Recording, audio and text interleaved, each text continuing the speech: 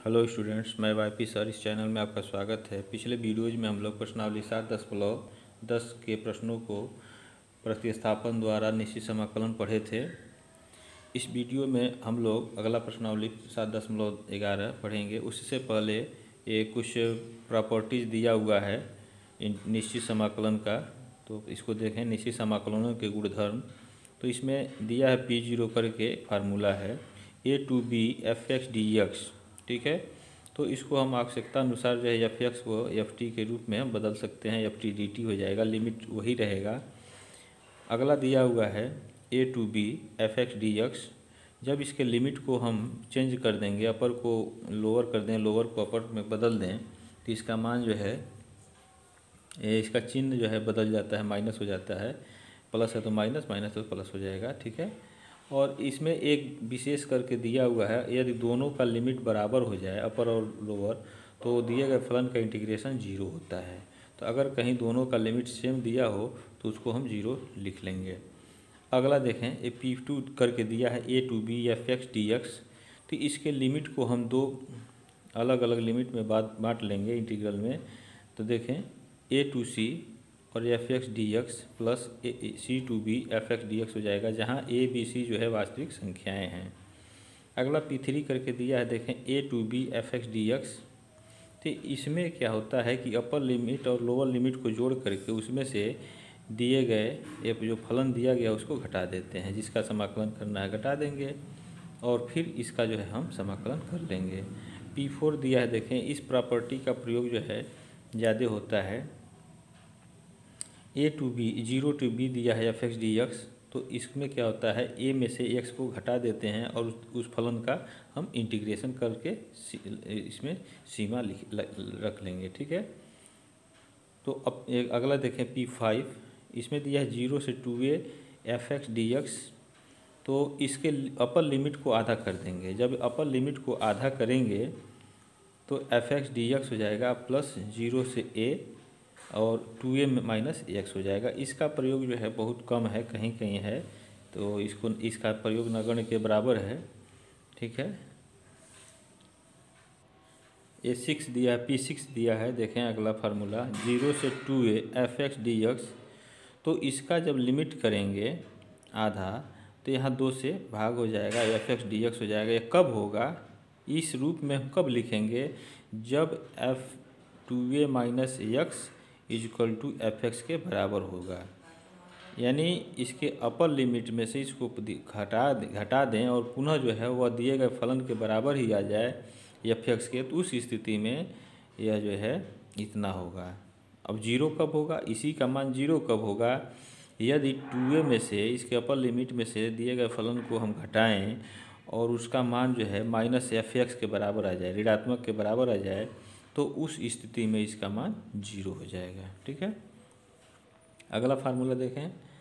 तो देखें, ये जो P6 हम लोग पढ़े हैं, तो अगर ये इस रूप में आ जाता है, अपर लिमिट में से इसको घटाएंगे 0 माइनस f(x) आ जाता है, तो उस स्थिति में हम डायरेक्ट जो है यह 0 लिख देंगे, उसको समाकलन करने की ज़रूरत नहीं है। अगला देखें, इसमें दो फार्मूले दिए गए हैं। -a से a लिमिट दिया हुआ है f(x)dx। तो यह हो जाएगा, इसका लिमिट 0 से a करेंगे कब, ये और इसका दुगुना हो जाएगा। ये कब होगा, जब f जो है एक सम फलन है। ठीक है, अर्थात x के जगह माइनस x रखें और पुनः जो है वह f(x) के बराबर ही आ जाए, उस स्थिति में इसका मान जो है यह होगा और पुनः जो है f(x) का हम इंटीग्रेशन कर लेंगे। सेकंड इसकी स्थिति दिया है कि इसी का मान जो है, इसका मान 0 होगा। कब होगा, यदि f(x) एक विषम फलन है। विषम फलन का मतलब कि x के जगह जो है हम माइनस x रखें और इसका मान जो है माइनस f(x) आ जाता है, तो उस स्थिति में इसका मान जो है 0 हो जाएगा। ठीक है, तो ये सब फार्मूले हैं और इसका प्रयोग है। तो इसके बाद से हम लोग चलें प्रश्नावली 7.11 पे। तो प्रश्नावली 7.11 के ये पहला सवाल देखें। 1 से 19 तक दिया है कि प्रश्नों के समाकलनों का मान ज्ञात कीजिए निश्चित समाकलनों के गुणधर्मों का उपयोग करते हुए। जिसका पहला दिया हुआ देखें, 0 से π/2 cos² x dx। इसका हल देखें। तो इसका हल देखें, इसका हम हल पहले की तरह से ही कर सकते हैं। जैसे काश स्क्वायर यक्स का हम इंटीग्रेशन जानते नहीं हैं तो इसको काश यक्स सिंपली में बदल दें। काश स्क्वायर यक्स का नहीं मालूम है तो इसको पहले हम मान लें, माना आई बराबर इंटीग्रेशन 0 से π/2 काश स्क्वायर यक्स dx, ठीक है। अब इसे हम काश के रूप में बदल लें तो 0 से π/2 और काश स्क्वायर यक्स का मान हो जाएगा आपका 1 प्लस काश 2x/2 इंटू dx, ठीक है। यहाँ ब्रैकेट में आप लिख सकते हैं, चूँकि काश 2x बराबर काश के रूप में क्या होता है 2 काश स्क्वायर यक्स माइनस 1, ठीक है।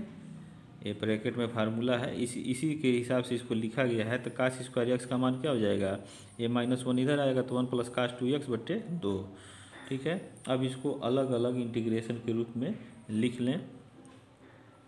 लिमिट 0 से π/2, ठीक है, और 1/2 dx हो जाएगा तो 1/2 को बाहर कर लें, यहाँ dx कर लें। फिर प्लस क्या हो जाएगा 1/2 यहाँ भी होगा, 2 का दोनों भाग करेंगे तो 1/2 और इंटीग्रेशन 0 से π/2 और क्या हो जाएगा काश 2x इंटू dx। अब 1/2 का क्या हो जाएगा, यहाँ 1 dx है तो इसका हो जाएगा इंटीग्रेशन यक्स हो जाएगा और यहाँ हम लिमिट रख लेंगे, ठीक है, और बाहर पाई हो जाएगा। प्लस अब देखें काश यक्स का इंटीग्रेशन क्या होता है साइन यक्स होता है, तो यहाँ हम लिख लेंगे साइन यक्स और यक्स की जगह 2x, और यक्स की जगह 2x है तो इसका पुनः जो है अवकलन करके और उसमें भाग कर देंगे। तो अवकलन 2x का क्या होगा 2 हो जाएगा, तो 2 से हम भाग कर देंगे, यहाँ 2 से भाग कर दिए, ठीक है। और इसका लिमिट हम रख लें 0 से π/2। अब इसमें रखेंगे देखें तो 1/2 गुणे π/2, अब माइनस ये 0 रखेंगे तो 0 हो जाएगा। अब देखें इसको, ये 2 बाहर आ जाएगा तो 1/4 हो जाएगा, और यहाँ जो है साइन 2x, ठीक है, और हो गया 0 से π/2 लिमिट रख लें तो यह आपका हो जाएगा π/4 प्लस, ठीक है, 1/4 और इसका मान हो जाएगा x की जगह π/2 रखें तो साइन पाई हो जाएगा, ठीक है, और माइनस साइन 0, तो π/4 और यहाँ आपका मान हो जाएगा 1/4, साइन 180 अंश का मान जो है 0 होता है, माइनस साइन 0 का 0 हो गया। तो इस तरह से π/4 इसका मान हो जाएगा। तो यही आपका आंसर हो गया। नेक्स्ट क्वेश्चन देखें, दूसरा दिया हुआ है 0 से π/2 √sin x बट्टे √sin x plus √cos x dx। तो इसका हल देखें, इसे मान लें, माना I बराबर इंटीग्रेशन ऑफ 0 से π/2 sin x √ में अब बट्टे sin x √ में प्लस cos x √ में इंटू dx। इसको आप मान लें समीकरण नंबर 1, ठीक है, और यहाँ लिखें 0 से π/2 और साइन 90 माइनस x, ठीक है, √ में और बटे साइन π/2 माइनस x √ में प्लस कास π/2 माइनस x, ठीक है, √ में यह हो जाएगा dx। एक फार्मूला होता है, चूँकि इंटीग्रेशन ऑफ जीरो से ए अगर एफ एक्स दिया हुआ है डी एक्स, तो इसका इंटीग्रेशन हो जाएगा,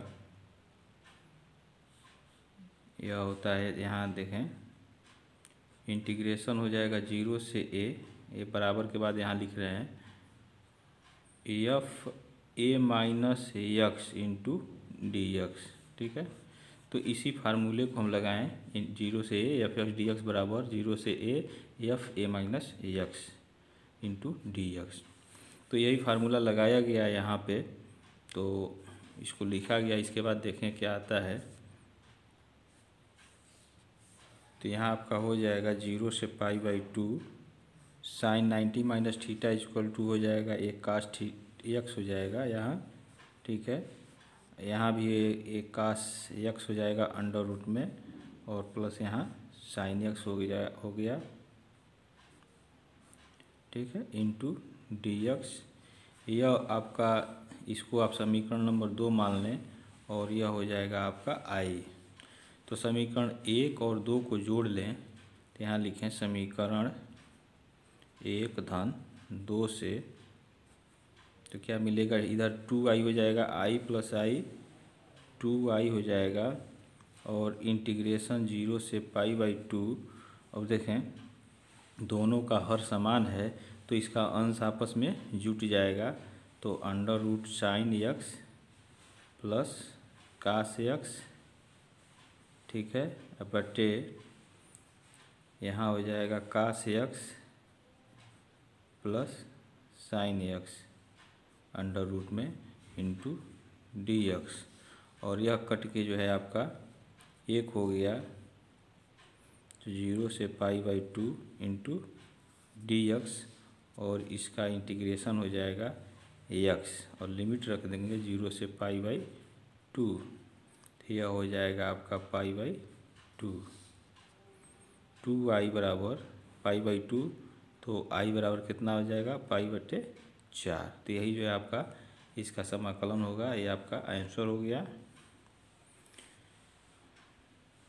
नेक्स्ट क्वेश्चन देखें, तीसरा दिया है जीरो से पाई बाई टू साइन पर 3/2 पावर दिया है एक्स डी एक्स, और साइन 2 की power 3/2 x plus cos 3/2 into x d x. ठीक है, तो इसका समाकलन देखें इसको मान लें, माना इंटीग्रेशन अब जीरो से पाई बाई टू, इसको आई के बराबर मान लें, और साइन 3/2 इंटू एक्स बटे sine 3/2 x plus cos 3/2 x into d x. इसको पहला समीकरण मान लें। अब देखें एक फार्मूला होता है, चूँकि इंटीग्रेशन जीरो से एफ एक्स डी एक्स बराबर लिमिट यही होगा सीमा। ठीक है, F A minus x upper limit में से इस फलन को घटा देंगे और इंटू डी एक्स, यह फार्मूला होता है। ठीक है, तो इसी फार्मूले का प्रयोग इसमें हम करेंगे। तो यहाँ लिखें, यह हो जाएगा आपका आई बराबर इंटीग्रेशन जीरो से पाई बाई टू, और एक्स की जगह पाई बाई टू रखें, पाई बाई टू माइनस एक्स रखें, तो यहाँ लिखें sine pi by two minus x.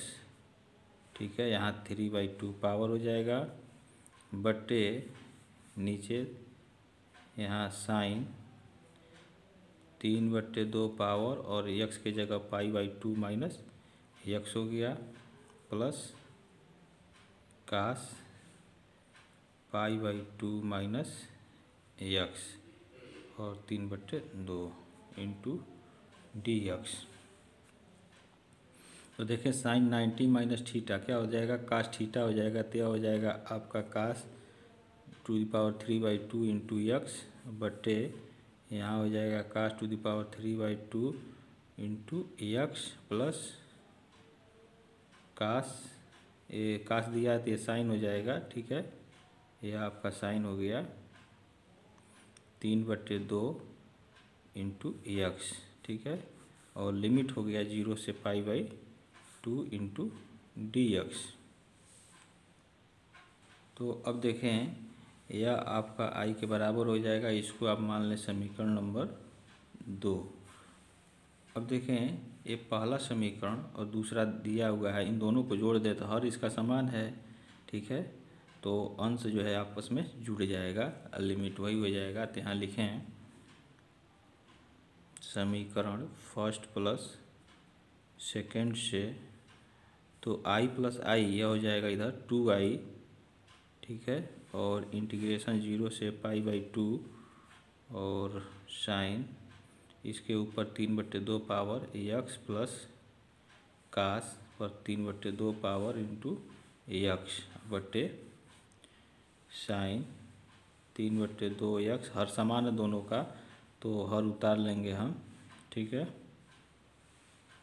Into d x. ये अंश और हर दोनों बराबर हो गया, ये कट जाएगा, तो कट जाएगा तो यहाँ हो जाएगा 0 से π/2 इंटू डी एक्स और इधर हो गया 2i। तो इसका मान हो जाएगा x और लिमिट यहाँ रखें 0 से π/2, ठीक है। यह हो जाएगा आपका π/2 और इधर हो जाएगा 2i और i का मान हो जाएगा आपका π/4, ठीक है। तो यही आपका आंसर होगा, तो इसे आप नोट कर लें। इसके बाद इस प्रश्नावली के शेष प्रश्नों को हम लोग अगले वीडियोज में पढ़ेंगे। आपको कोई समस्या हो तो आप कमेंट बॉक्स में कमेंट आप अवश्य करें। और प्रश्नावली 7.9 और 7.10 के वीडियो जो प्रश्न पढ़ा दिए गए हैं, उस प्रश्नों के वीडियो का जो लिंक है वो आपको डिस्क्रिप्शन बॉक्स में मिल जाएगा, तो वहाँ से आप उसको पढ़ सकते हैं। Thank you very much.